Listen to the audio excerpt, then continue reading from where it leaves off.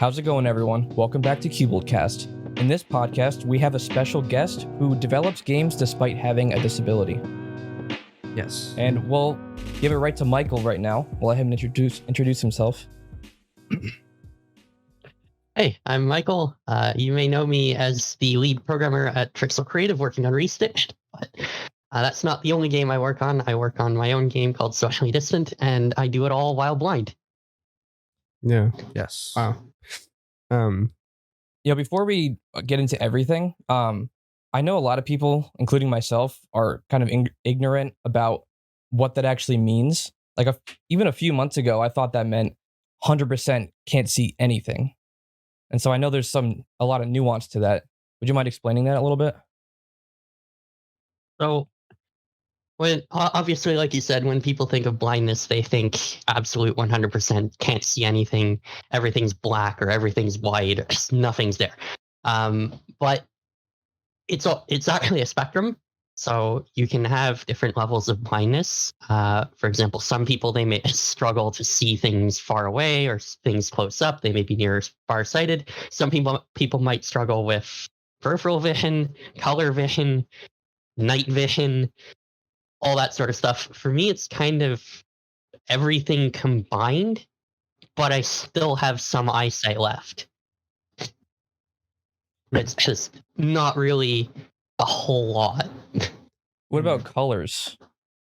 Like color is interesting for me because like I can obviously see in color, like I can tell the difference between red, green, and blue, but certain shades of green, for example, look blue to me, or certain shades of blue look green, certain shades of red look brown, and it completely depends on the context and where things are next to each other. Like if I'm looking at a traffic light at nighttime and there's like nothing to really go off of, the green light, I only know it's green because someone taught me it was green. It looks blue to me.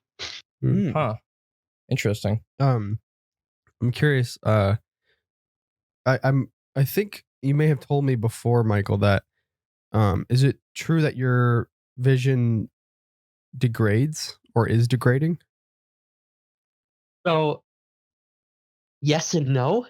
And what I mean by that is I was born with a genetic disability or defect or something. I don't know what to call it. I'm really nervous right now.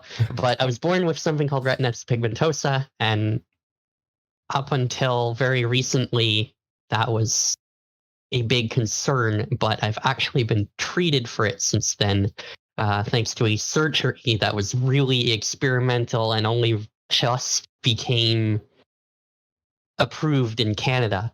And it's not meant to make me any less blind. It's meant to stop the progression of the disease so that hopefully I don't get any more blind. Or if I do, it's very slow and a lot more manageable than it would have been. Wow. Was that a couple weeks ago? Yeah, that was actually not long before I appeared on the previous podcast with you guys with Trixel. I was just getting out of recovery by that point. Wow. It's great to hear. Have you noticed a difference at all? I know you said it doesn't actually fix anything. I have noticed a very slight difference in night vision, which they expected that would probably happen. Like I don't get any visual acuity back, so things are still just as hard to see and read as they used to be. But at nighttime, I do notice that my computers light up the whole room blue, whereas before it would only light up a section of my room and the rest would be pitch black. I've just become ever so slightly more sensitive to light at night, and that means that I can pick out maybe not full detail, but I can at least see relatively where I am and what's around, which is really helpful at night. That's actually super interesting. It's kind of hard to imagine what that would be like. Do you wear glasses or like some sort of special glasses? I wear a very strong prescription. It would probably give you a massive migraine the moment you put the glasses on. But at this point, I don't even think I can go any further with the prescription. But they don't really help as much as I would like them to when it comes to reading. But the important part is when I'm outside in the sunlight, they have transition lenses so that I can actually, see without feeling like my retinas are on fire. Do your glasses turn into sunglasses when you go outside? 'Cause I know some sunglasses. That's cool. I know during the Trixel podcast, you were talking about some of the games you play, but what other types of media do you like to enjoy? Mostly music and YouTube, but I don't generally watch YouTube. I mostly listen to it. Call me weird if you want, but I am actually one of the people who unironically listens to Reddit TTS videos because they're just calming. I mean, yeah, it's relevant for you. Like the other people can just go on, and I think we all take that for granted, being able to just scroll and read. Yeah. Oh yeah, and I've used Reddit with text speech during my recovery, and it is absolutely not usable, especially on mobile, because there's so much going on, and if people format their posts weirdly, the screen reader craps out and doesn't read the message properly, or it'll read something in the background. It's just super buggy, and Reddit is not the only app that's like that, which is concerning, but it is what it is. It's kind of crazy to think about that you listen to a lot of like text to speech type of stuff like that, and us, like we generally get annoyed at those just because the text to speech just sounds so odd. I don't know if any of you have used Microsoft Edge, but every once in a while I accidentally press a button that turns text to speech on, and one of the voices is this little kid voice, and it's actually a really accurate sounding voice. Like, it doesn't sound like it's a robot. So sometimes, like, you go to some funny Wikipedia page and have the little kid read it, and it's hilarious. Oh, I remember you doing that with like some very morbid. It was some meme or something, yeah. But I don't know. Sometimes I turn it on and just like listen to this little kid talk about like, serious topics or something. It's kind of funny. That's it. I'm also curious. This isn't even in our notes. We're just kind of like bouncing off each other right now. All three of us are very much like in the online space. So one thing that I deal with day to day, and I know that Jay and Caleb do too, is ADA compliance. So I'm curious if you've run into, like, while you're browsing or you're on a website, does that ever become a hindrance where you're like, wow, this website sucks and I can't do anything on here because the developers or the people haven't taken any consideration into ADA compliancy? It completely depends on the site and the browser. The worst thing for me is getting those CAPTCHAs, because AIs have gotten so capable of solving them, especially the really basic ones where it's just character recognition, that you can't even get an audio version of the CAPTCHA. So some of the CAPTCHAs now, what they'll do is they'll make you get this accessibility cookie that's emailed to you, and it expires after like a few months, and you have to go through this whole rigmarole just to sign into your password manager, for example. And it's so annoying. But once I actually get signed into everything, most of the time it's fine, because I have my dark reader going. I have my own extension that handles screen reading for me, so I can highlight text. But it's just that initial setup that's like really annoying, because I have to get everything put into place to make things work, which I really wish that websites just respected dark mode by default without an extension. And I wish that browsers had screen readers built into them without an extension. But other than that, it's fine. You said earlier you were on Linux. Isn't that a lot harder to use than Windows for something like that? Well, yes and no. Luckily for me, I was able to get into Linux and super familiar with it back when I still had a lot more of my eyesight and could read. But also, a lot of the mainstream distros have gotten a lot better with accessibility. There are a lot of issues with it still. But Ubuntu, for example, they have text to speech set up by default. There's a default hotkey you can press to zoom in and out. You have your dark mode, you have your high contrast, you have your large font. It's all there. And then you have distros like Arch where you have to set it up yourself, but it can be done. So it is definitely a lot better than it used to be. I'll say that much. I'd say it's not quite on par with Windows, but it's close. That's surprising. I feel like every time I try to use Linux, there's always some random issue. Like I was messing with the Steam Deck, something on there recently. I was doing it for like 2 hours, and should have been a basic task. You know, you like click 3 things, and then it's supposed to appear there, but it never did, and I never figured it out. It took me forever. Wait, this is kind of a rabbit trail, but you mentioned Linux versus Windows. Mm-hmm. The past day, the ROG Ally came out, which is the other handheld, and it has Windows 11 on it. And people are saying the Steam Deck killer. All this. Sorry, Michael. This is kind of not entirely relevant, but basically they were saying the Steam Deck killer, and they were saying all these different things about how it was going to destroy it, and the battery life is a lot worse.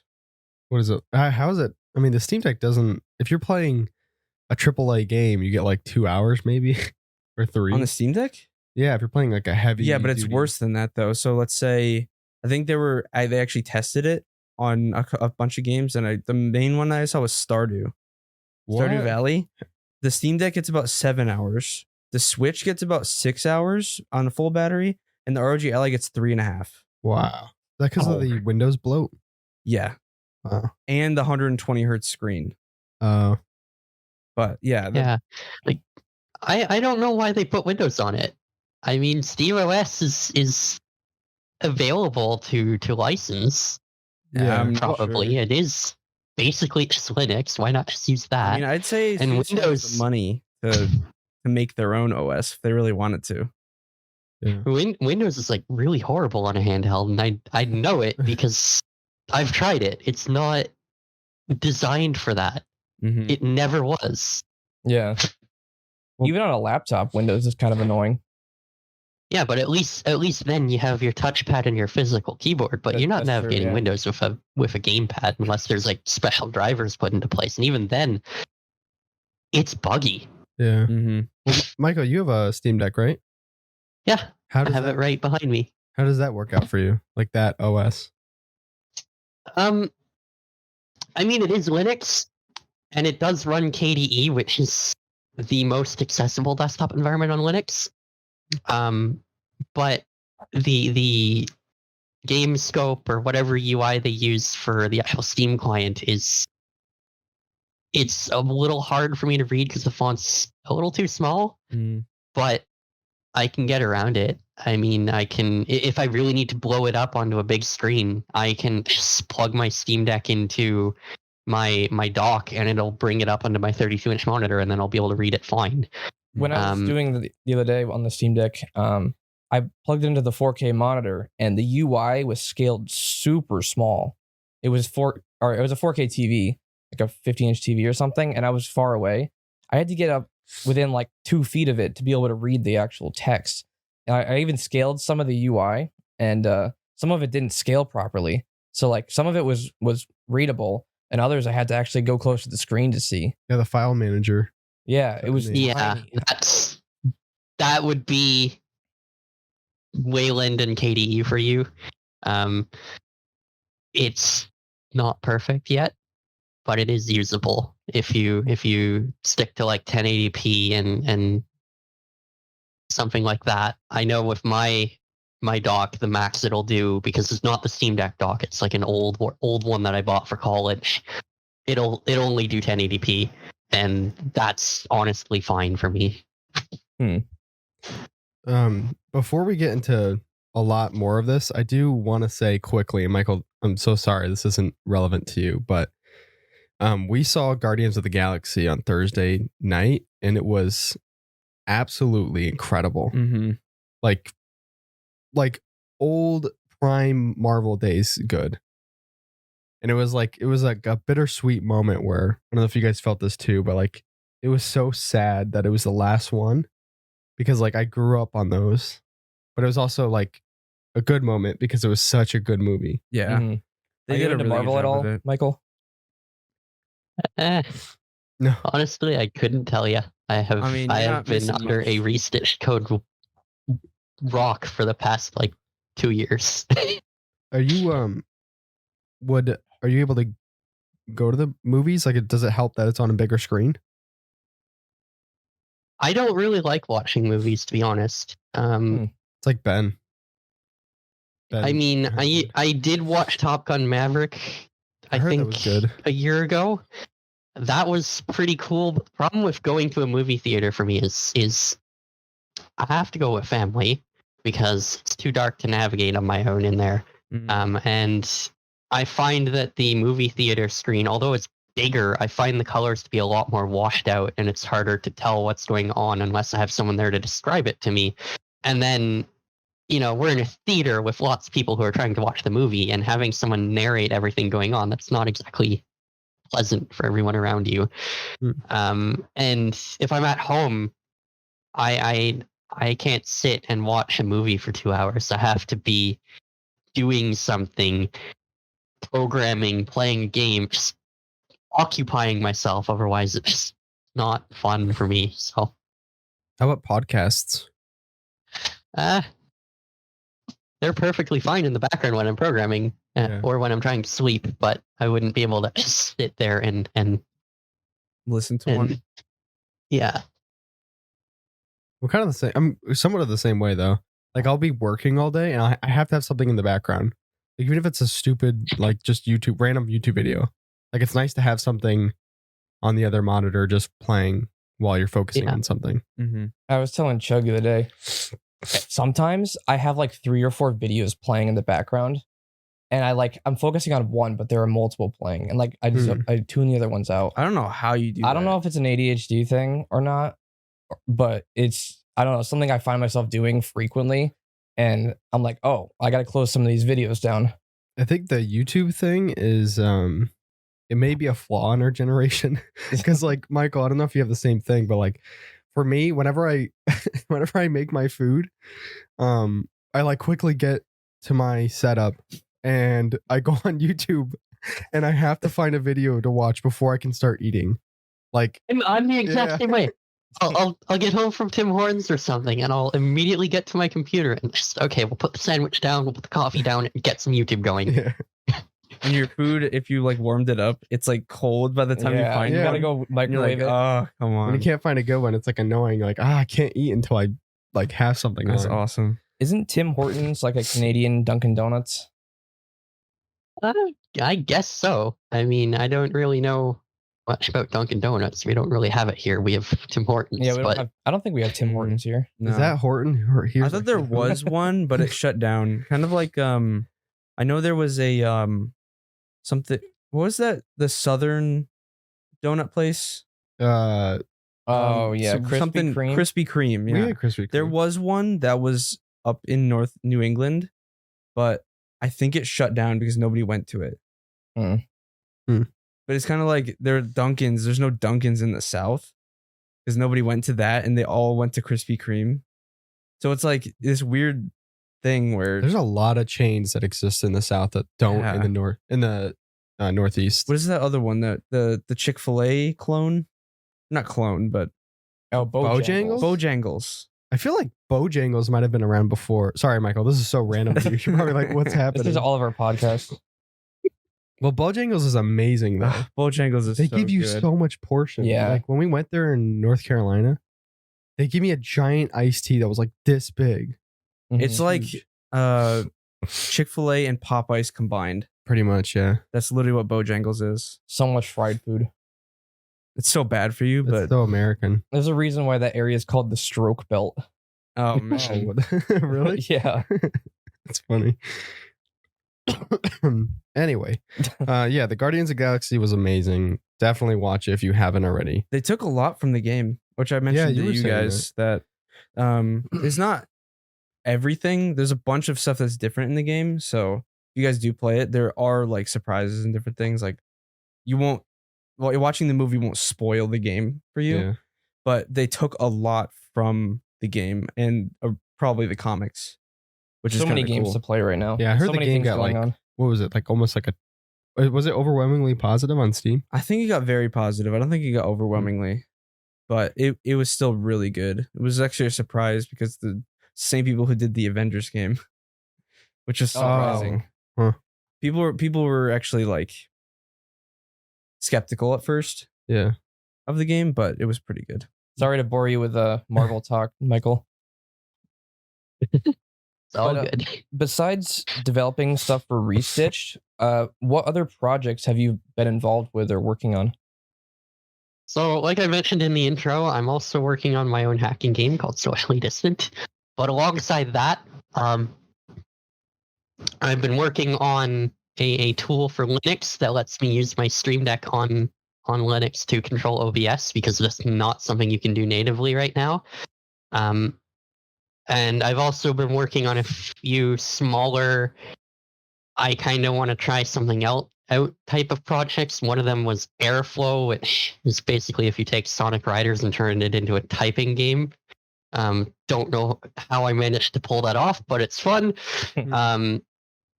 I also I never released this, but I also made a rhythm game that's also a typing game for some reason, and it's also a programming simulator, which is I mean, I have not released it yet because it's a rhythm game, and a rhythm game without any music is not exactly a game. But I've been working on quite a lot, and I've actually been learning a lot too, especially from Trixel and Socially Distant as well. You said it's So, a hacking game? Is it kind of like yeah. Hacknet? Did you ever play that? Hacknet, I've also played Uplink once or twice, but the UI is not very accessible to me. It's like I believe that game came out in like 2001 or 2 or something like that. So obviously it's not going to be the most accessible. What about that other game? It's called Do Not Play the Game or something? Isn't that another hacking game? Or am I thinking think of it's a something hacking game. different? I don't know if I've heard of that one.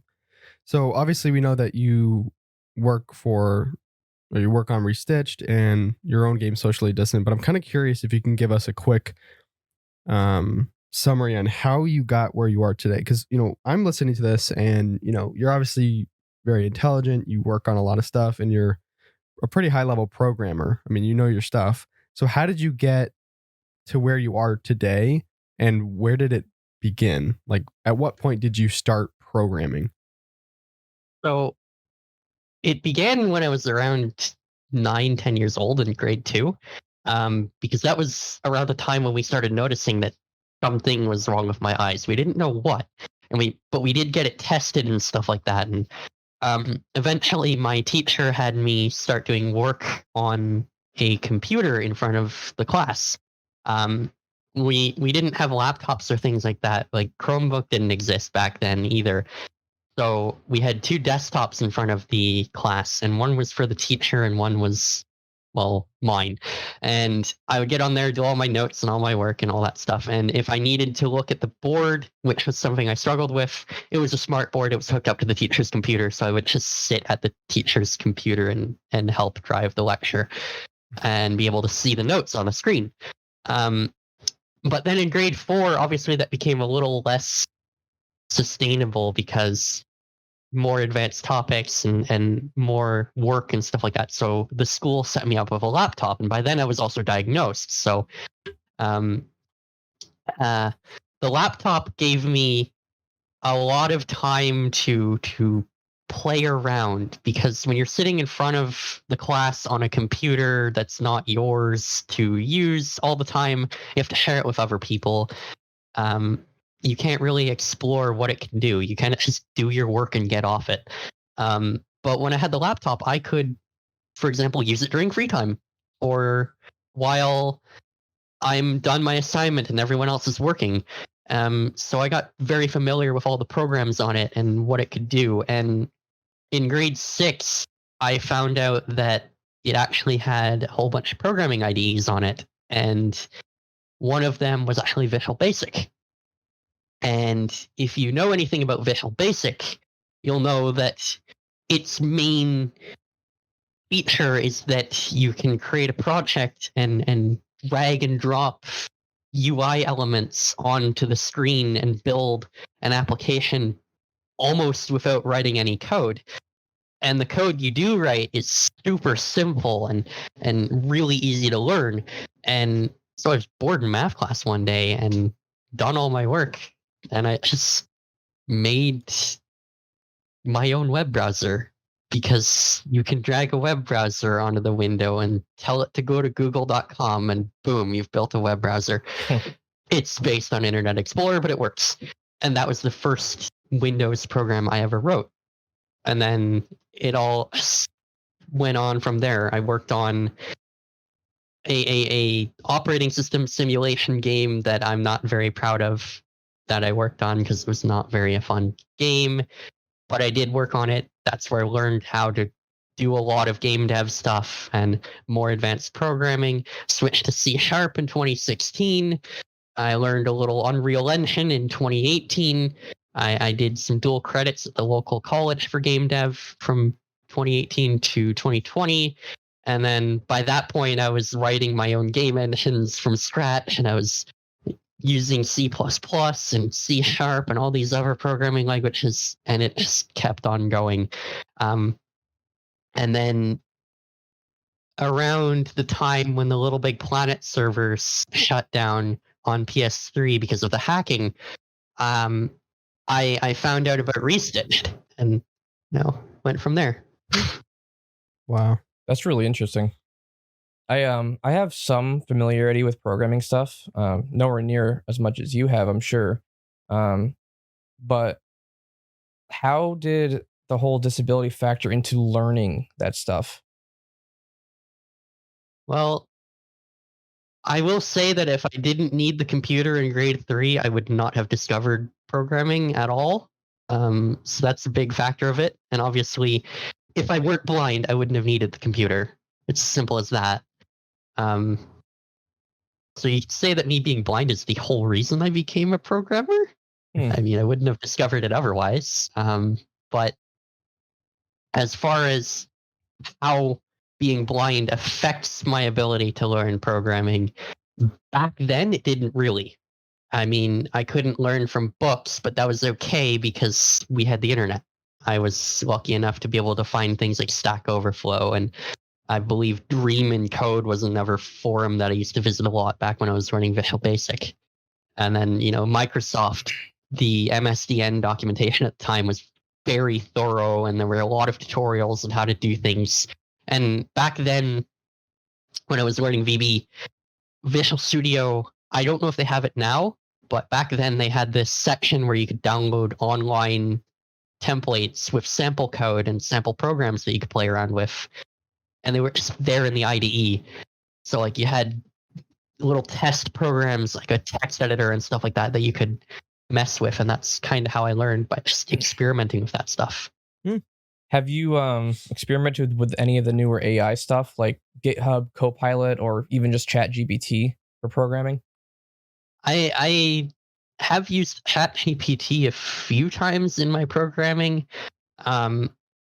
I don't find a lot of those tools useful to me, because, I mean, they're fun to play with, don't get me wrong, and they do have their uses, but for me, I don't really need something to suggest code to me as I'm typing. The most I need is a little menu that says, hey, you're working with this object, here's what it can do, and here's what variables are on it. That's all I really need, because I can just rely on documentation and stuff like that. Where the AIs really help me out is when I'm trying to figure out some sort of problem in math, and I'm not very good with math. That's the surprising thing, that I'm a game dev who sucks at math. I hate math. I can't do it. It's horrible. It's the worst thing ever. But a lot of people like it. And, the AIs, they can work with it very well. And there was one feature in Restitch that I was working on that required some weird trigonometry thing that I just couldn't figure out how to do.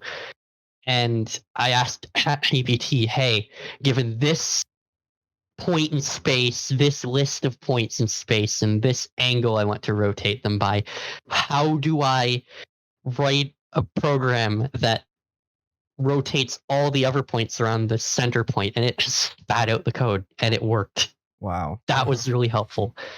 But I think that was like the only time I've ever used an AI to help me program directly. Most of what I do is just completely from memory or Stack Overflow. I don't know if you guys are getting the same feeling, but like we have a couple of friends that we know that are they're like engineers, and whenever they talk about whatever they're doing, it's like as they're spitting out all this stuff, it's like I kind of just sit there and think of how much smarter they are than I am. And it's kind of the same thing with you talking about all these programming, and you're like, yeah, that's when I was learning this, and then I hopped to this, and I'm learning this now. And it's like this, I'm getting the same feeling that you're like, you're one of those programmers that are like way up there, or at least it seems so from, because I don't have a lot of, I don't really. I can definitely think of way smarter people than me. Well, it's still extremely impressive. Yeah.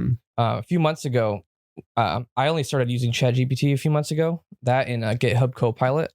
Once I discovered that for coding, because I've been coding for a long time, just like purely for fun, like off and on, nothing major. But once I discovered that, I went crazy with it. I was developing like programs all over the place, just like, oh, like how can I make my life easier here? I'll develop a JavaScript program that just runs in a web browser, and then just go on there, have it do its thing, and then it simplifies something of my online work. And I made like dozens of things that have been helping me. But it's funny to hear you say like, oh yeah, it's so easy for you, you don't need any of that stuff. Like No. I don't need any of that stuff. I can definitely understand if other people do need those tools, and it's great that those tools are available. But for me personally, I just don't see the point when I can write the code myself, and it'll probably run at least as well, if not better, than what the AI would come up with, unless it's something really esoteric or something related to math, in which case I'm screwed. Yeah, I found out the biggest hurdle for me for programming was like, let's say I got stuck on one part of the code, and I would sit there for hours trying to figure it out. Well, ChatGPT, I could figure it out in minutes. So it actually really simplifies things for me, and it took a lot of the frustrating parts out of it. So it was actually more enjoyable to code. Oh yeah, I can imagine that. I definitely run into the situations where I'm stuck on some piece of code that isn't doing something I expected it to do, all the time. And for me, my solution to that is just go work on something else for a little while, or go to sleep and come back to it. And usually I end up figuring it out eventually. But I can definitely see the AI being helpful there, because it can look at the code and it can be a second pair of eyes for you. And, it's also a computer, so it probably understands the code a little bit more than most programmers do, I would hope. But also, I mean, if I really need help with a piece of code, luckily I have other programmer friends who can do that for me. And that's something that if you're learning to program, definitely find other programmer friends to talk to about it. Because most of the time, if you're polite and you've explained what you've tried, they're going to help you. Just stay off of Stack Overflow. Don't ask questions on there, ever. Oh, yeah. I mean, sometimes I'll go on there for an answer to a problem. And oh, yeah. If you're going for answers, it's fine. Just never ask questions. Yeah, but there's like a dozen solutions, and like you're not sure if any of them even work. Yeah. So it's a little annoying sometimes. Yeah, you mentioned Trixel Creative before. I know this question is probably, you could be as vague or as detailed as you want, but it says, what are you currently up to with Restitched? I know Well, you're probably can't give much information, but right now I will say I'm taking a break. I wanted to work on Socially Distant for a week. But before the break, I can say everything I was working on because it's all in the latest recap. I was working on the main menu, which was interesting. I learned a whole lot about UI and something called MVVM, which I'm not going to try to explain. It's a little bit, if you're not a programmer, it's a little bit technical, but suffice to say, it makes making a user interface with dynamic content a whole lot easier. And I also worked on fairly recently the Restitch toolbar and some of the new build mode UI for it, and making the game work in such a way where you can actually load into a main menu, because before you couldn't. There was no way in the code to do it. Now you can. And I've really just been working on a lot of the low-level plumbing of Restitched and all the stuff you don't really get to see as a player, but also some things you do see, like the main menu. And it's been fun. Those are some of the most important parts, though. I think people take for granted what you can't see. As soon as something goes wrong, then they notice it. Yeah. They get mad at the devs for, not coding it right or whatever, but like they don't know how much work went into actually doing what was done. Yeah, because like you think of a game like Cyberpunk, where one of the big bugs with it was that NPCs would just disappear right in front of you because of memory management. That kind of bug is legitimately difficult to solve, especially when you're working across multiple platforms with vast amounts of hardware resources to work with. Taking a game that's supposed to run on a PS5 and making it fit on a PS4 is not going to be easy. Mm-hmm. And I look at those bugs and it's like, yeah, they kind of suck that they went out, but it's not the dev's fault. It takes a while to debug those things and figure out, why is this NPC disappearing when I'm looking directly at him? Like, why is this happening? Those bugs are annoying. The real people you should blame when you run into that is the publisher, because the publisher was rushing the devs. Mm-hmm. It's as simple as that. I'm kind of curious, Michael. So last week we played Redfall, which I'm sure you heard of. The game was awful. I mean, it had so many issues. The AI was really bad. It fell flat in almost every way. From a programmer's perspective, I don't know how much you've read up on it, but like, why does stuff like that? I mean, obviously there's crunch culture, but like, what's your thought on that release?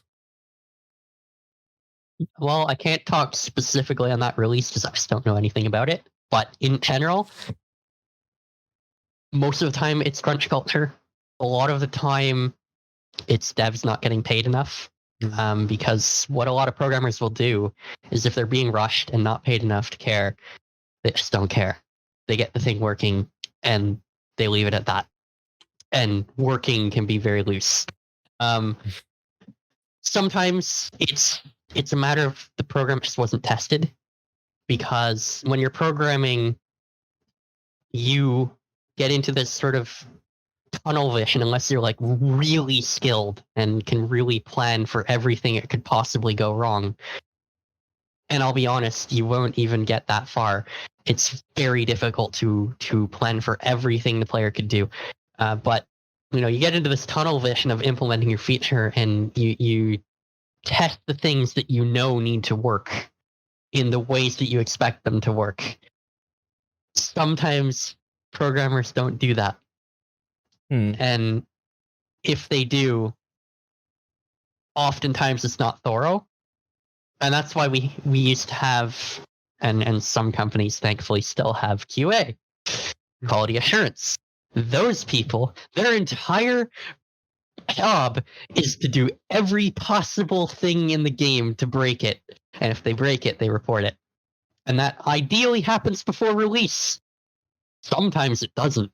Sometimes there is no QA. Sometimes the players are the QA. And I really find that annoying, because that's also, in a way, what Microsoft Windows is. That's probably exactly what Redfall did. Yeah, I'm so surprised. I can't imagine a development process without QA, because I've been on various like massive web development jobs, and I hated the QA people because all they would do is report things are wrong, but that's their job. So it's like Yeah. it's hard to think that a game could go out without QA. Yeah, but who is testing this? Like, let's say Redfall. Say, oh, yeah, this is horrible, but yeah, we still have to put it out anyways. Who's testing it? They may not have and had literally QA. saying, "Oh, yes, it's go time to release this." Sometimes with QA, the people are overbearing and they get upset when they report issues. So they start saying like, okay, well, we're just not going to report issues. We'll say, yeah, that's good. They just say yes to everything, and then it gets Yeah. through, and then Yeah. they don't realize it's bad until they release it to the players. Mm.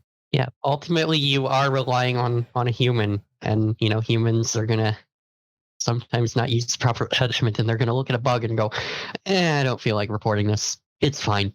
I mean, the other thing could be I've had experiences before, but ticket backlog. So like the QA guys would put out Oh, that too. a That ton too, of for tickets, sure. but then you're getting so close to launch date that those tickets are just backlogged, and it's like, oh, we'll Yeah. come out with a patch in like a month or so. Yeah, like once you get super close to release, it's like, okay, this red cube should be blue. Who cares? Yeah. Oh, the game crashes when you run into this wall. We should probably fix that. Yeah. And that's the point of early access, is to help smaller studios do that with a larger player base. Yeah. Like recently, Sons of the Forest did this, and they've been releasing huge updates every 2 weeks. Yeah, but they did it in a good way though. But Yeah. Redfall's not a small studio. That's the No, I'm not upsetting excusing part. Redfall. I'll never Yeah. excuse that. But there were a bunch of games like there was the first one was Callisto Yeah. Protocol back in December. That was just bad performance, right? Yeah, but it was because there was a they glitch. released it early. There were glitches too, right? I think I remember someone streaming, and it was. Oh yeah, that was so stuttery. And then I'm trying to think, what were the other ones? There was Wild Hearts that came out in February. That one was bad. Apparently, that was really bad. Then there was Last of Us Part 1 that came out on PC in March. And then Redfall. Those Yeah. are like the 4 really, really bad releases of this year. I'm Yeah. curious to know more about your game, Michael. So you said it's a hacking game, like maybe kind of like Hacknet, or is it something different? I mean, Hacknet is a huge inspiration for it. I know the person who made Hacknet. I talk to them semi-regularly. Hmm. Matt Traviani, you're cool. I like you. But I want to go a little more advanced than Hacknet with the hacking mechanic, but also it's not completely focused on hacking. It's more, you're not just hacking computers and socially distant, you're also hacking humans. like So Mr. there's that Robot? social engineering aspect with NPCs and stuff like that. Like I'm adding a chat system to the game, kind of like an RPG dialogue system. And I'm also adding, one of my ideas for some of the hacking missions is like, well, think of it. You have your computer, but also it's 2020. You have a phone, and your phone is a smartphone. It connects to the internet. And, maybe you're an essential worker and you work at this bank that the player wants to rob. And, banks are all digital now. Your money is literally just a number in a database. So, one of the things you could do as a player, if you want to hack into the bank, you find the employee through social media. You find some way into their home network, which is probably going to be less secure. Let's be honest. Most people have UPnP turned on, and if you know anything about UPnP, you should have it turned off. So you get into the employee's phone, and then you can drop a little remote access tool on it. Wait for them. Use GPS to track them on the map. Wait till they get into the bank, where their phone automatically connects to the Wi-Fi, and then you have remote access into the bank's network, and then you can do your hack. And how would you get the remote tool on the phone? You would fish the player or fish the NPC, and then they click on a link, and then they download something sketchy and they run it. That sounds Because just people like do that. the plot of the show Mr. Robot. I don't know if you've seen that. That sounds familiar. I have not. It's it's a hacking show, but they do a lot of social engineering. Well, they'll find like the weakest employee there, and then they'll find their personalities and exploit it, and then find a way for them to make mistakes, and then they get in, hack the whole bank or whatever. Just like Wow. crazy Yeah. stuff like that. That's terrifying. And there's a reason they go for that in the show, because that is hacking in real life nowadays. Yeah. 99% of the major breaches today are breaches of the human. Ransomware is not going to execute unless someone runs that executable and it has some spreading mechanism in that takes advantage of another vulnerability to spread. You need that first person to run it. You're not going to get your account stolen by just someone hitting a hack button. You have to give the credentials. You have to run something that steals them. They have to be stored in an insecure way in the first place, which is down to human incompetence of the person who wrote the programs you use. A lot of hacking nowadays is not just, I have this computer I want to get into and this program that can get into it. I'm going to run the program, wait for the little animation to complete, and I'm in. No, you got to exploit the human mind first and get someone to run something, get someone to click a link, get someone to plug something in, get someone to open a door for you and follow them in. A lot of cybersecurity jobs nowadays involve physical penetration of a building.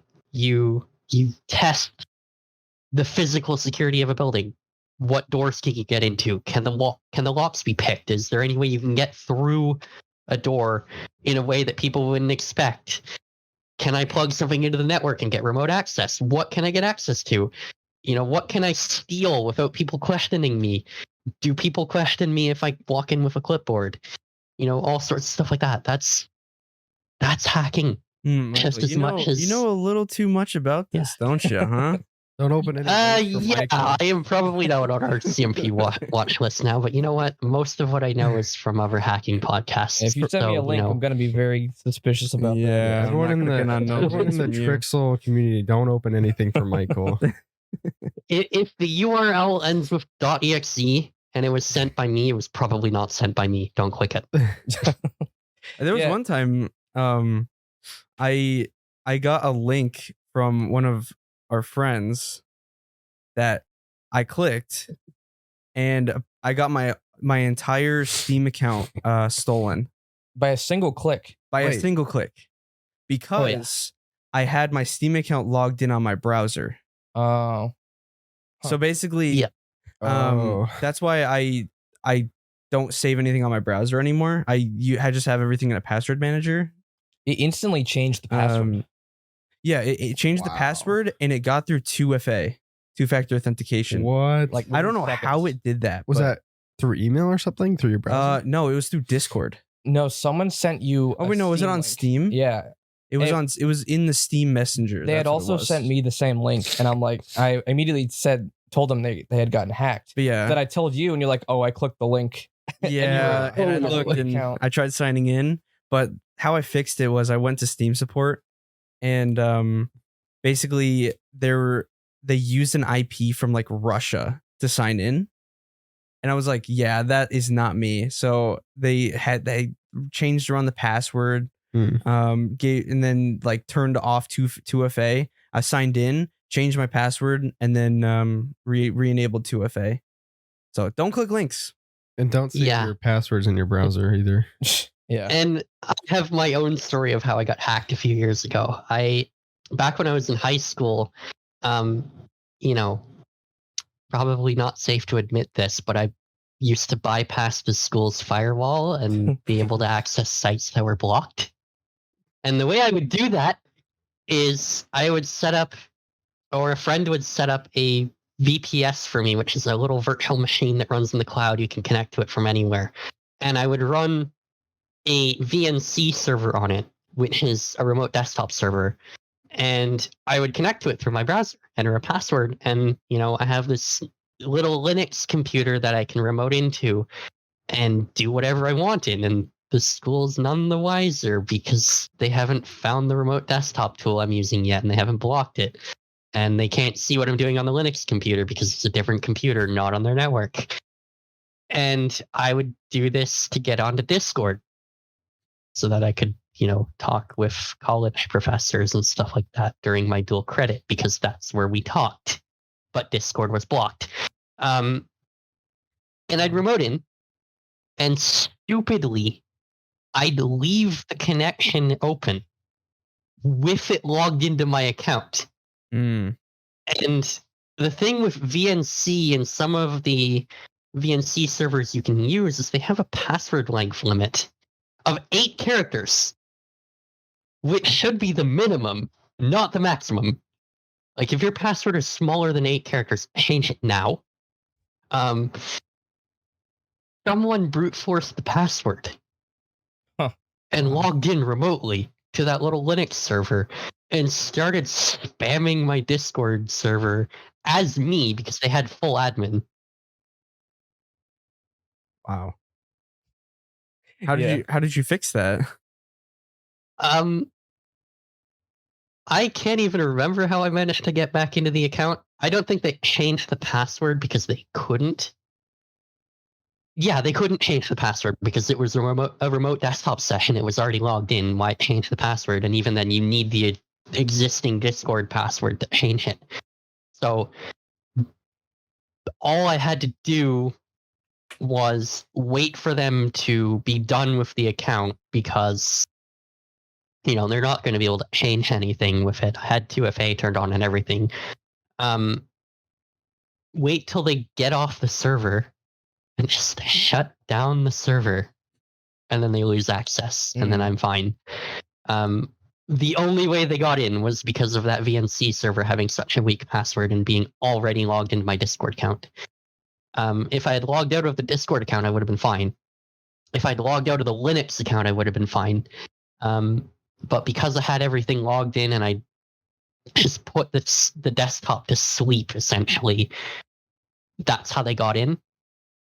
And it was dumb on my part to do that. I should have not had it logged in and should have been a little more careful. It's but, amazing how there are lesson people learned.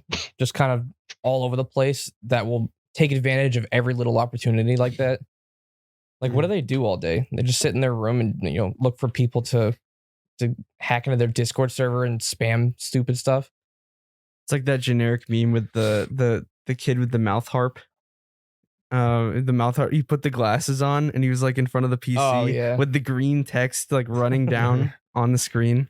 It's always like that in the movies where they're like, I'm hacking into the mainframe. Mm-hmm. It's like they push one button and it's like runs the thing. So the game, is it going to be 2D or 3D? Neither, because it's a desktop game. As in, you play it and it's going to look like you're running a Linux system in a window, basically. So it's technically 2D, right?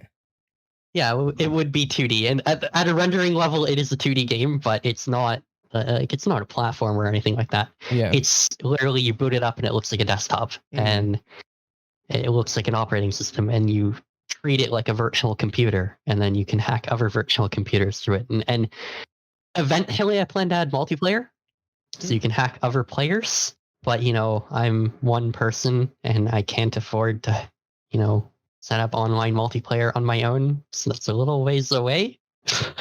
But that's something I would like to add to the game is multiplayer support. I'm kind of curious. So it's gonna look like a Linux desktop. Do you have to because I don't know the ins and outs of this, but do you have to develop or do you have to make graphics for that, like a front end? How does that? I don't know how that works. I've never played Hacknet either, so I'm not sure. As a player, you don't have to make a graphical front end for it. That's my job as a developer. But yeah, I do have to actually design every in-game program by hand. I can't just run Linux software in the game. It's not actually Linux. It is pretending to be Linux. It's wow. So I have this big Figma project of all the different UI designs for all the programs, and I even have like screenshots of Windows and Linux distros and Mac OS to go off of for that. Do you make those? Because I'm not great with designing UI, but I don't really have anyone to help out with it. Hmm. I mean, I have one friend and he does help out occasionally with it. He's awesome. But, sometimes I'm the only one awake. He can't help me. And, it would be nice to be able to do things at that moment that I need it instead of waiting on someone else to wake up because we're in different time zones. So I do most of the UI design myself. So you're basically making your own operating system then? Using Linux, pretty much. I wouldn't use that term. I'd say operating environment. Okay. Once you start saying operating system, it implies that it's an actual kernel that boots on the bare metal or in a virtual machine, and that's not what I'm doing. And I've had a lot of people criticize me in the past for saying that I'm making an operating system. In reality, I'm making an operating environment, which is something completely different. And I don't want to get that criticism anymore. So yeah, programmers can be stuck up sometimes in that way. Like you say one term wrong and they'll flame you for it. Oh yeah. Just the other day, I got someone really confused because I told them I was working on this game and I was porting this Linux program to the game, a program called ST, Simple Terminal. And they're like, "Why are you porting ST to your game? Why not just make a fake terminal?" And I'm like, "That's what I'm doing. I'm just basing it off this existing real terminal because I want it to behave in the same way." You know what this game sounds like? And I think this is what Chug was referencing earlier. It's that deep web game, Welcome to the Game. Mm-hmm. I think that's what you were talking about, where there are all these fake programs and like a fake web browser. But then you also, I think maybe in the second one, you can get up and it's 3D, so you can walk around the room and go outside. That's the game I was referring to. Not There Is No Game. That is another game, but it's not. Yeah. Huh.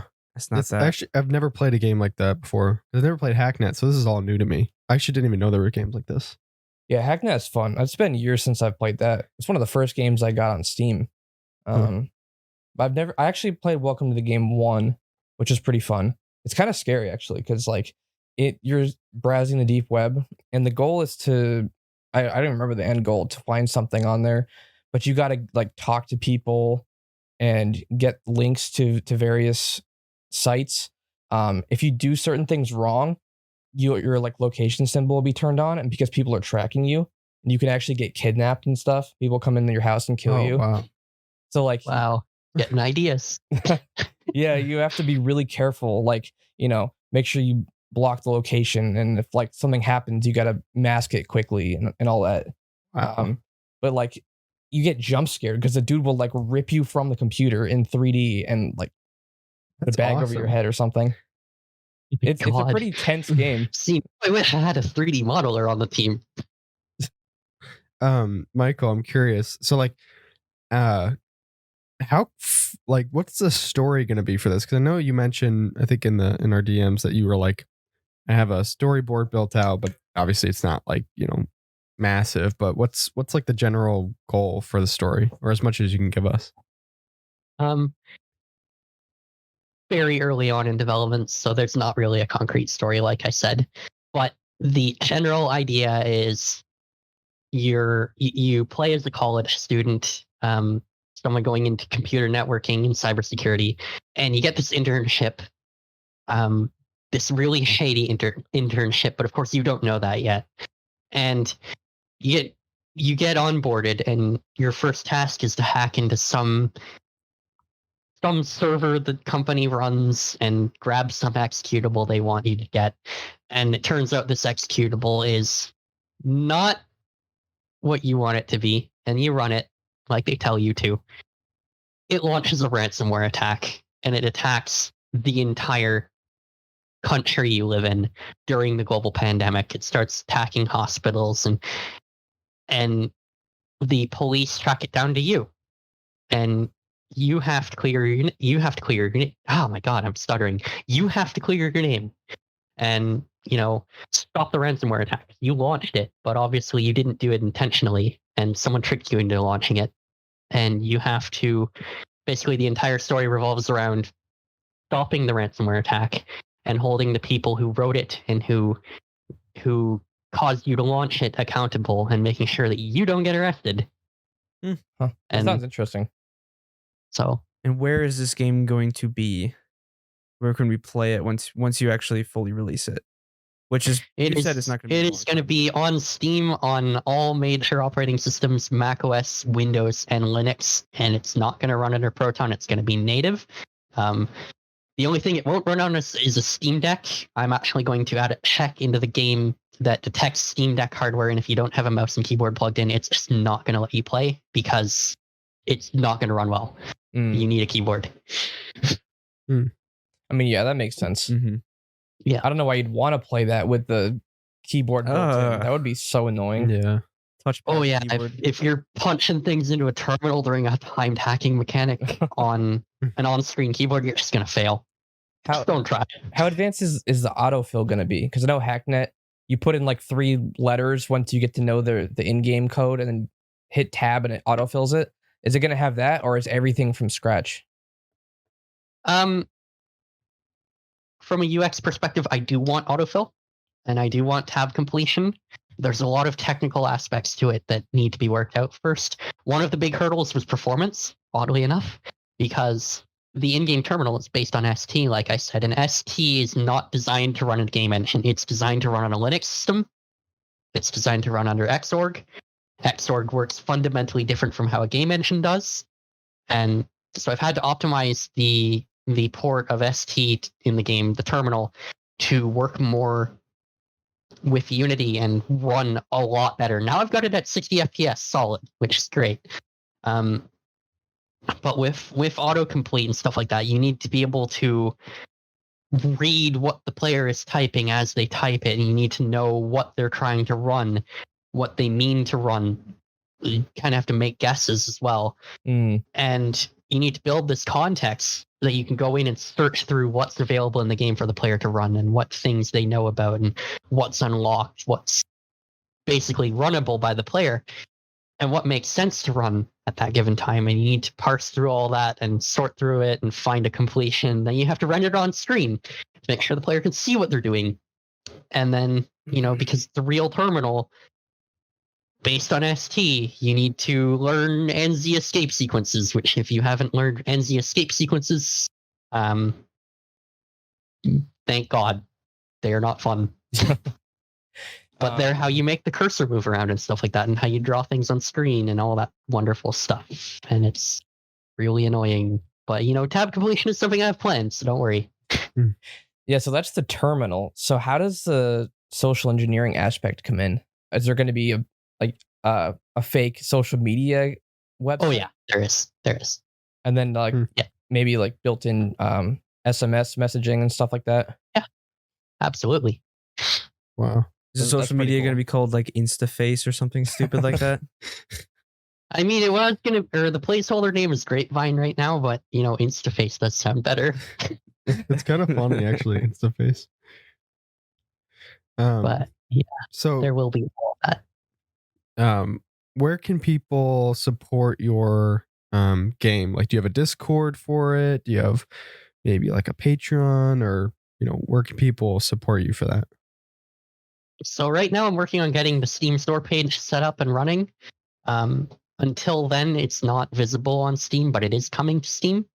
If you want to actually check out the game and what it's going to look like and all that stuff, sociallydistantgame.com. It's a website I run. I do monthly devlogs on my personal Patreon for the game. The way it works is the exact same as Restitched Recapped, if you're familiar with Trixel Plus.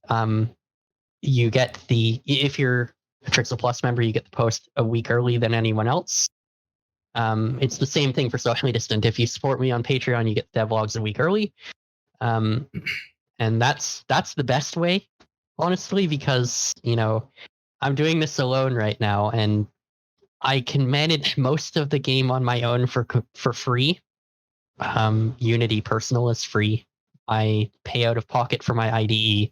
I have all the tools I need, but there are certain things, music licensing, you know, commissioning artists and graphic designers and UI designers and all that stuff for their time, that costs money. So that's a really good way to help me out, is actually being able to give me the money I need to be able to pay for things. And also, I have a YouTube channel. I don't post on it often because making videos is kind of difficult for me. But I'm usually on there showing something off in Socially Distant or some other programming project I'm working on.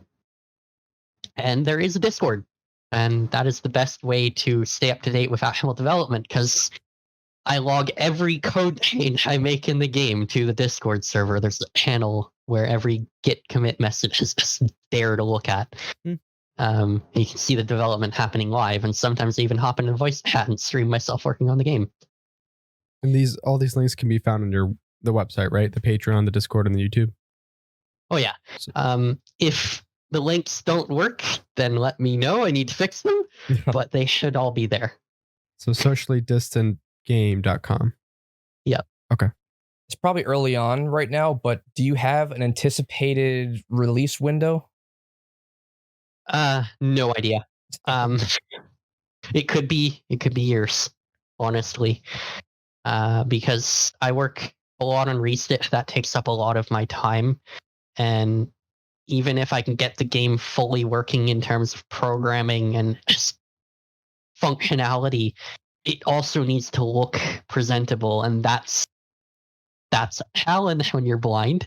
That's going to take time, and also it needs to be written in terms of story and NPC dialogue, and then it needs to be tested, which is going to take a while. But I will confirm right now, there will be an open testing period for the game, so look out for that.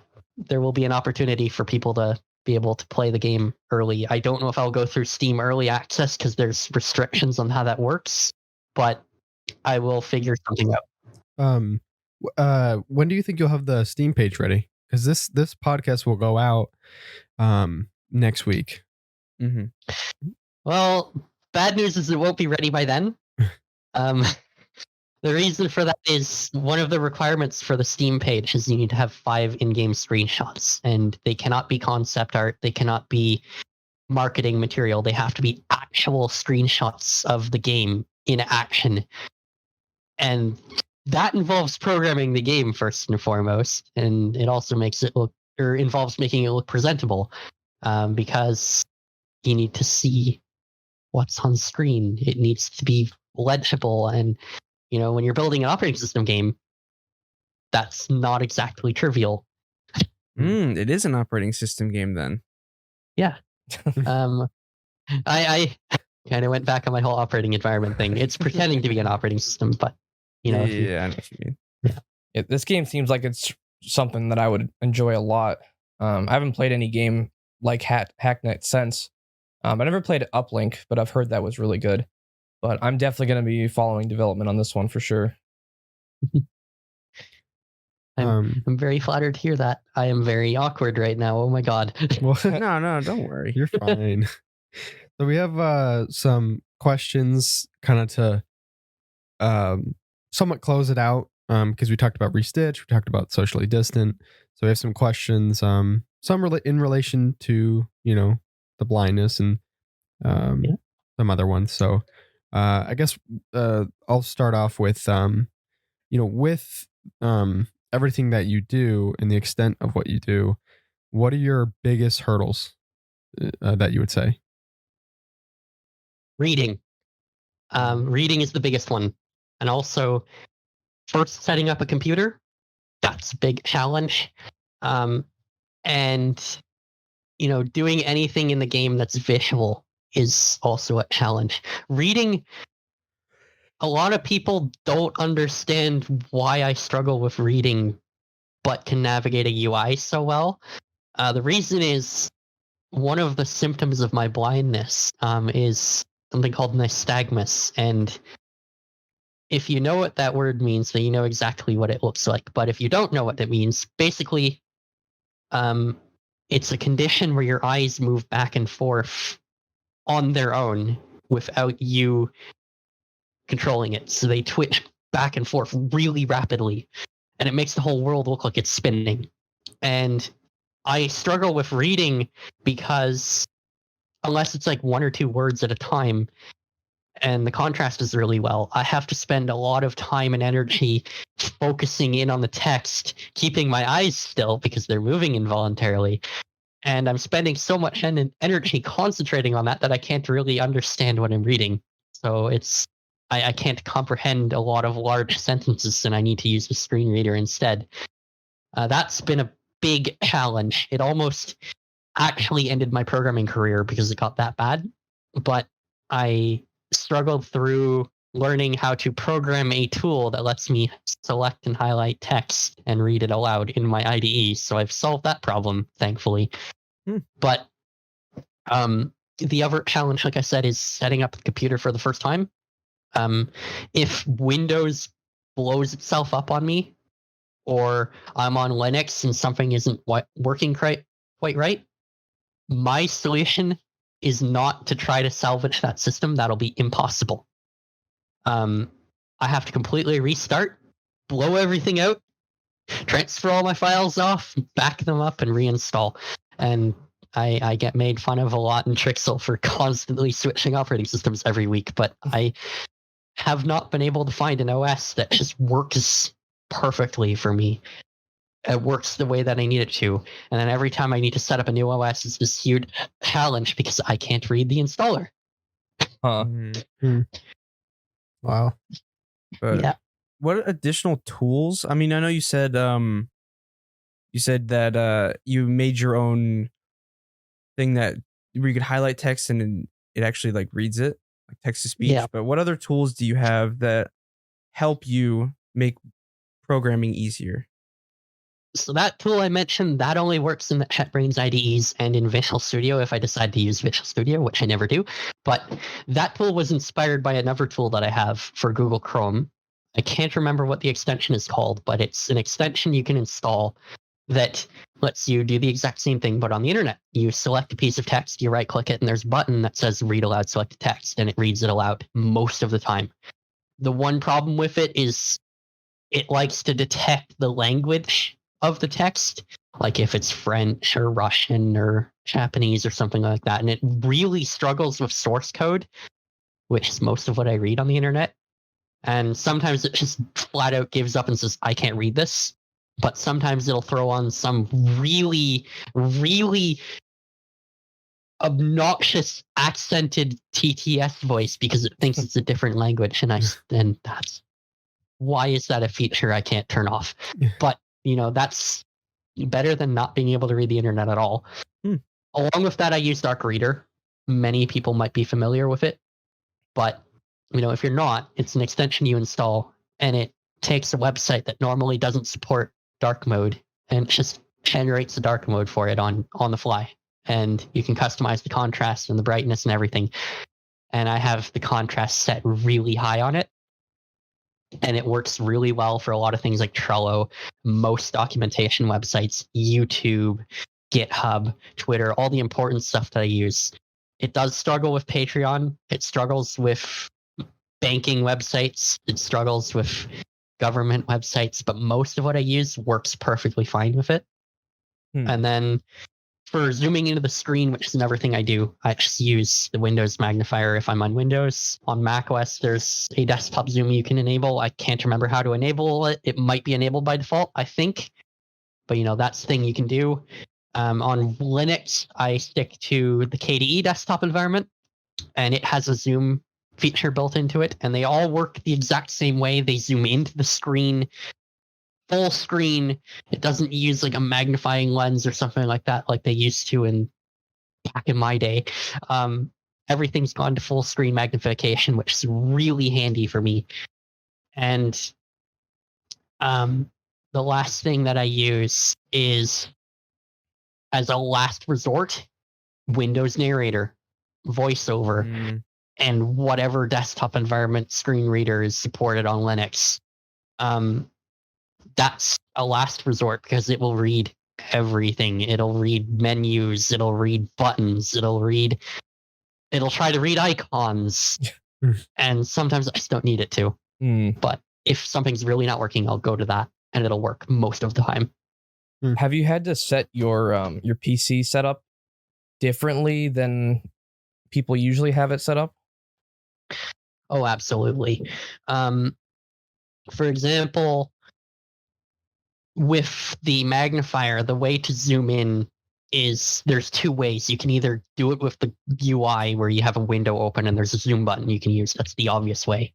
But the other way is with a hotkey, Windows key, and the equals key to zoom in, and then the hyphen key to zoom out. But for me, that's annoying to use because I would like to be able to keep my hand on the mouse while I'm typing so I can pan around as I'm typing. So I have a special hotkey. I have the Logitech G600 mouse. It's one of those gaming mouses. And it has like an entire numpad worth of buttons on the side of it that can be programmed. And I have some of them programmed for zooming in and zooming out. I have an Alt-Tab button, which is fairly common. And then I have a toggle color inversion button. And then that's really handy.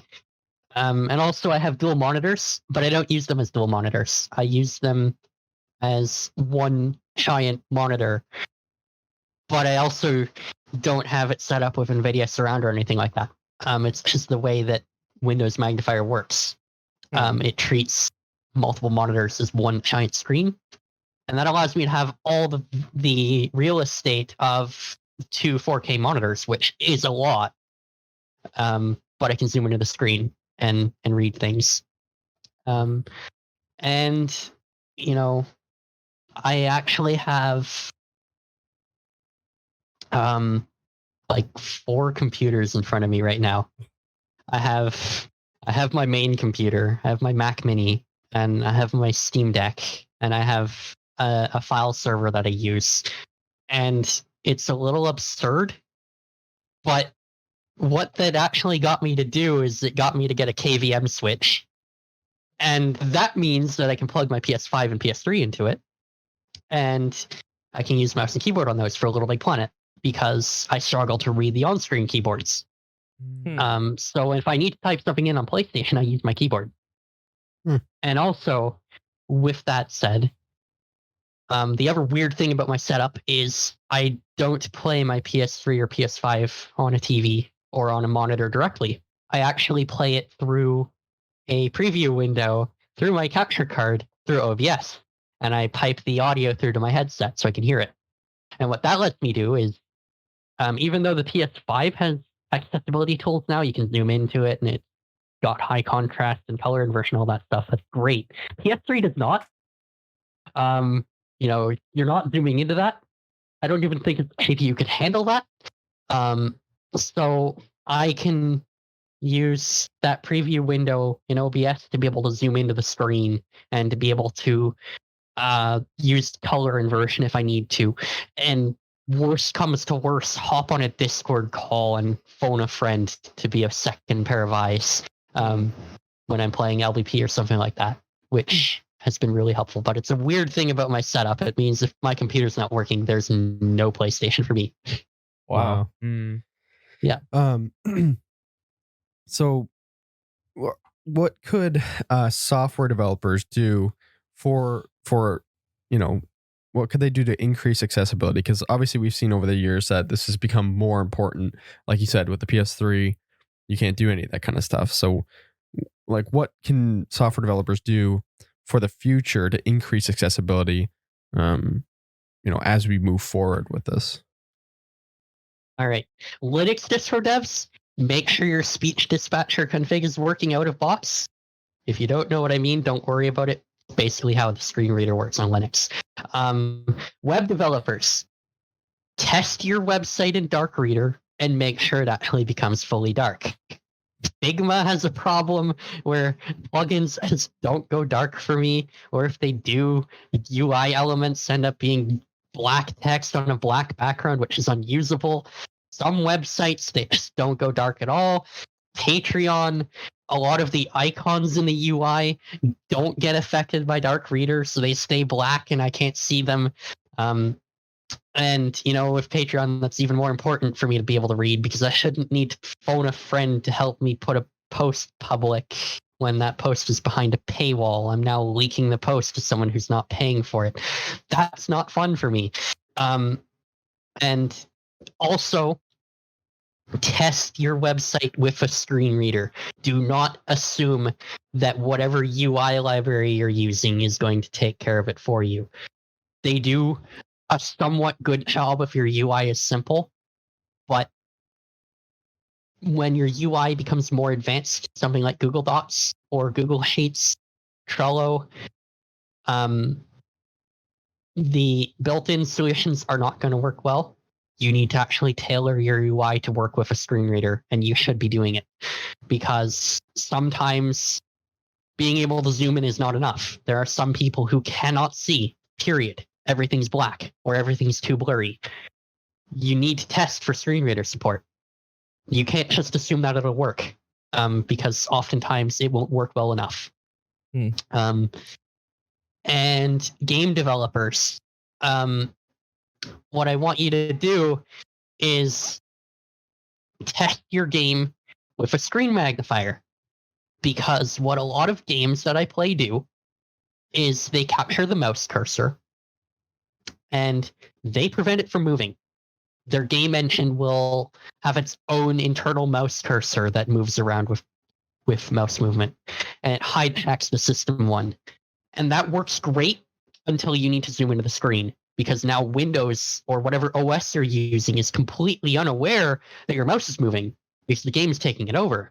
And so I try to zoom into like a crafting menu or an inventory trying to read an item description, and I can't get it on the screen because my mouse is stuck in the top left corner or in the middle or something like that. And it's likely because the game hasn't been tested in a screen magnifier scenario.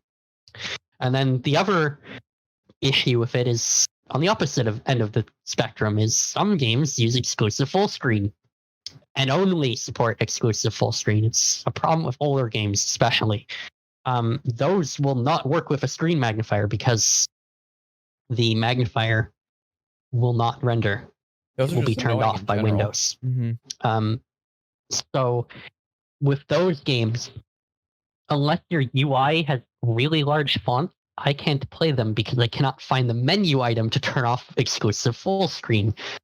So in those cases, please add an F11 hotkey and let me get out of full screen Yeah. so I can zoom in. I think most people hate that. Yeah. I don't know why. In modern games, that shouldn't be an issue. I can So see if you have a singular monitor, you don't entirely need to. I mean, It obviously, would still be annoying if you want to alt tab. well, yeah, if you want to alt tab, yeah, it'll Yeah. have to decrease it. But if you borderless windowed is amazing. Yeah.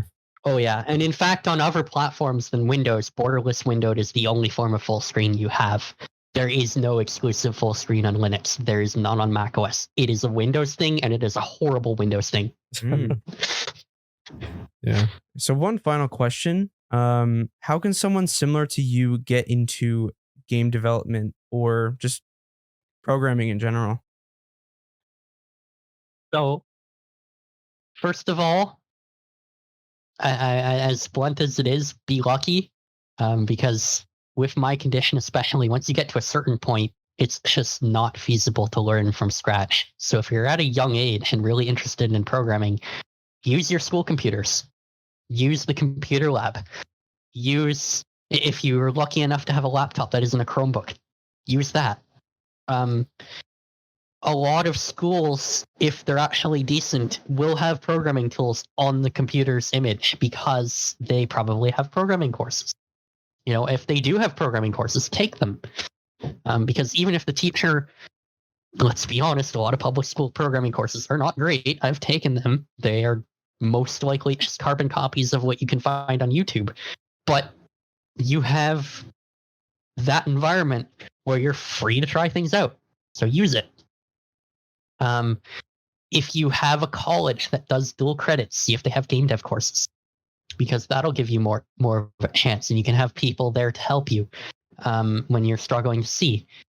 But when it comes to self-teaching, the most important thing to learn is how to Google.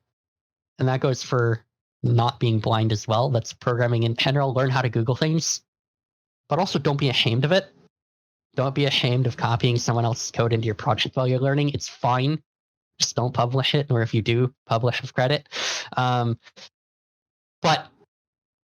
what I will say is, when it comes to picking an IDE, that's going to be your struggle point, because not all IDEs are built the same. Some programmers swear by Visual Studio, some by Visual Studio Code, some by the NetBrains IDEs, some use Vim. Find your IDE, shop around, find one you're comfortable with, and stick with it, and learn how to extend it, learn how to write plugins for it. Because if you have a condition like mine, that is going to save your ass when you lose your ability to read. Trust me. Happened to me in the past. So, learn an IDE and stick with it. Don't think that because everyone says Vim is the best, use Vim. Like, no, don't fall into that trap, and don't fall into everyone uses Linux, so you should use Linux. If you're comfortable with Windows, use Windows. If you're comfortable with macOS, use macOS. Don't let other people dictate what software you use. And finally, when you're interacting with communities, a lot of software development communities, especially in Discord, they don't expect people to be blind when you go into them, but they will accommodate you. So don't be afraid to explain, hey, I'm struggling to read this piece of code, or this image, I need it described to me. Just be polite about it, and people will accommodate you. And I actually had this happen recently, where I was having some trouble on Linux with something, and I needed to open a support thread on a Discord server, and the forum UI for Discord is horrible when it comes to accessibility. Like, there's no way to use it for me. And someone else, because they knew about my condition, they realized I would struggle with it, and they opened up a thread for me and helped me out. And that was really nice of them. And that was only because I was comfortable enough to explain that I'm struggling with the condition, and they helped me. But also, the last thing I will say is, look for, and this is when you're actually a moderately decent programmer, look for volunteer opportunities. Look for developers who may need some help.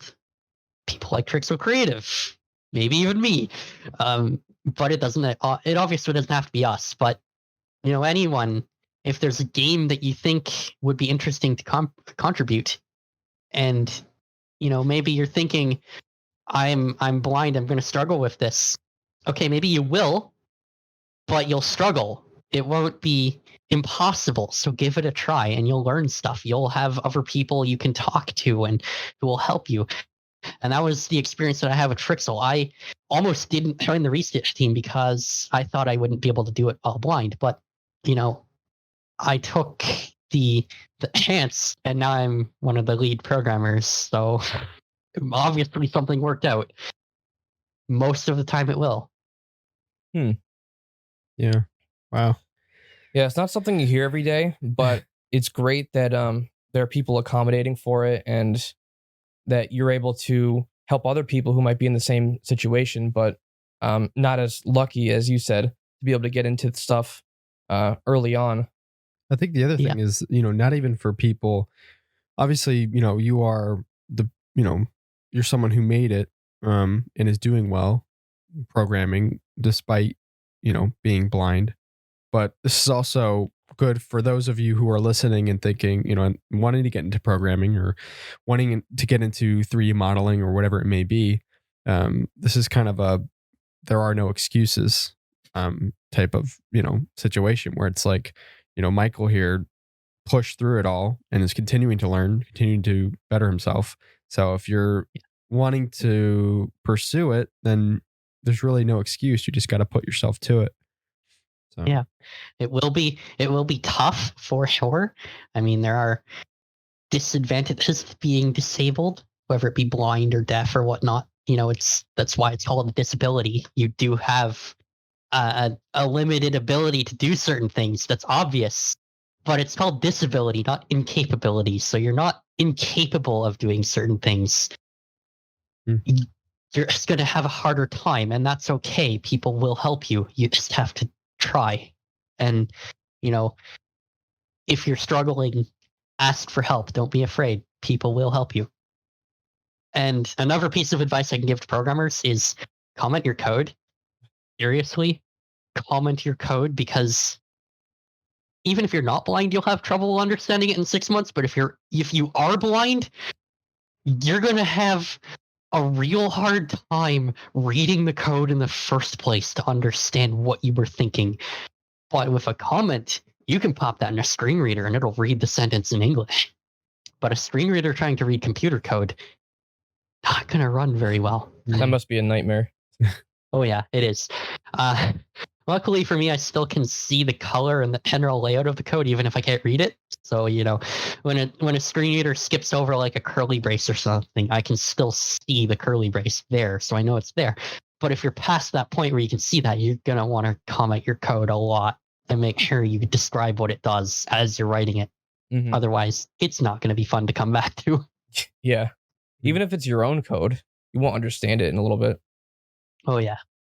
Especially if it's your own code. Because if it's someone else's code, then they probably understand it. You can ask them. But if it's your own code, you can only ask yourself. Mhm. If you don't know, you can't answer that question. Yeah. So, yeah. I think that's about it for everything we have on here. Are we going to do Q&A or is it getting a bit late? Kind we of haven't was. had we I haven't had a YouTube open. I'm not sure. Ben. Yeah, we haven't been looking at the chat. Ben. Oh, you can't. Okay. All right. Well, then we'll just leave it there. Then. Thanks for joining us, Michael. It was great Yes, having you on the thank you. podcast. Oh, what is it? Let me see. Sociallydistantgame.com for those who want to support Michael. His Discord, his YouTube is on there, and I'm sure, and your Patreon, and I'm sure that you will give everyone an update when your game is on Steam, so people can wishlist it. Oh, yeah, for sure. Yeah. For sure. All right, so I think that's going to be it for today. Thank you, everyone, for watching Cubold Cast. We'll see you in the next episode.